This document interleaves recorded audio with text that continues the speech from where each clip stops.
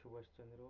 আমার বাংলা ভয়েস চ্যানেলের পক্ষ থেকে আপনাদের প্রতি রইল আন্তরিক অভিনন্দন ও শুভেচ্ছা। তো দর্শক, আপনারা কম বেশি সকলেই জানেন আমাদের দেশের ক্রিকেটের উন্নতির জন্য বিসিবি বিভিন্ন দেশ থেকে হাই প্রফেশনাল কোচিং স্টাফ নিয়োগ করে শুধু আমাদের দেশের ক্রিকেটারদের উন্নতির জন্য। কিন্তু বাস্তবে আমাদের সেই ক্রিকেটের উন্নতি পরিলক্ষিত হয় না।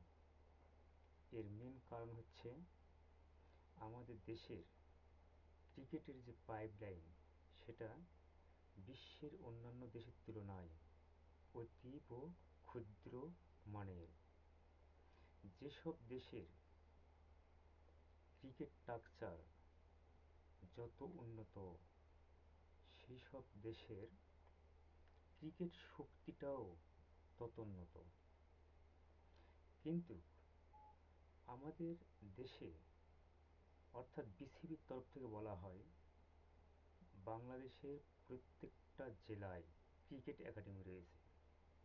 কিন্তু আমার সন্দেহ হয় সেই সব একাডেমিগুলোতে ক্রিকেটের সঠিক প্রশিক্ষণ দেওয়া হয় কিনা। আমাদের বাংলাদেশের প্রত্যন্ত গ্রামীণ অঞ্চলে যেসব ক্ষুদে ক্রিকেটারগুলো রয়েছে, তাদেরকে যদি উন্নত প্রশিক্ষণের মাধ্যমে তাদেরকে যদি গড়ে তোলা যেত, তাহলে তারা তৃণমূল পর্যায় থেকে জাতীয় পর্যায়ে, অর্থাৎ জাতীয় দলে ঢোকার জন্য নক করত। আর দুঃখের বিষয় এই যে আমাদের দেশের টিম সিলেক্টর যারা আছেন, তারা একই প্লেয়ারকে বারবার টানা হেঁচড়া করে একইভাবে দল গঠন করে।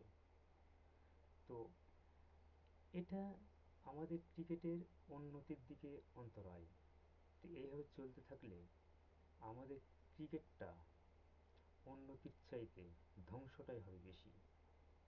পক্ষান্তরে আপনি আফগানিস্তানের কথাটাই আপনি দেখেন, আমাদের কত পরে ওদের ক্রিকেট শুরু করলো, অথচ তারাই বিশ্বের বিভিন্ন দেশে, অর্থাৎ বড় বড় ফ্র্যাঞ্চাইজি লিগগুলোতে তারা দাপটের সঙ্গে খেলে বেড়াচ্ছে। অথচ আমাদের দেশের প্লেয়ারগুলো সেই পুরনো আঙ্গিনায় পড়ে রয়েছে। তো দর্শক, এ পর্যন্তই আমার জীবনের প্রথম ভিডিওটা। আপনারা সবাই লাইক, কমেন্ট করবেন এবং আমার চ্যানেলের পাশে থাকবেন। আর আপনার মূল্যবান মতামত, পরামর্শ কমেন্ট বক্সে জানাবেন। তো আপনার একটা মূল্যবান পরামর্শ আমার জীবনের সাফল্য বয়ে আনতে পারে। আর আপনারা ভালো থাকবেন, আর রাস্তা পারাপার হবেন দেখে শুনে। জীবনের চাইতে সময়ের মূল্য বেশি না। তো দর্শক, দেখা হবে অন্য এক নতুন ভিডিওতে। ভালো থাকবেন।